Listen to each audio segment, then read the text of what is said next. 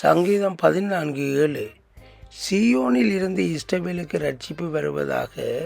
கர்த்தர் தம்முடைய ஜனத்தின் சிறையிருப்பை திருப்பும்போது யாக்கோப்புக்கு களிப்பும் இஸ்ரவேலுக்கு மகிழ்ச்சியும் உண்டாகும். அன்புள்ள பரலோக தகப்பனே, இந்த நல்ல நாளுக்காக நாங்கள் நன்றி செலுத்துகிறோம் ஆண்டவரே. ஐயா, உம்முடைய பிள்ளைகளுக்கு ஆண்டவரே, ஐயா, நீர் விடுதலை ரட்சிப்பை தருகிற மெய்யான தகப்பன் ஆண்டவரே. இப்படிப்பட்ட சிறையிருப்பிலே இருந்தாலும் ஆண்டவரே, உம்முடைய பிள்ளைகளை விடுவிக்க நீர் மாத்திரம் போதுமானவராக இருக்கிறபடியால் நன்றி அப்பா.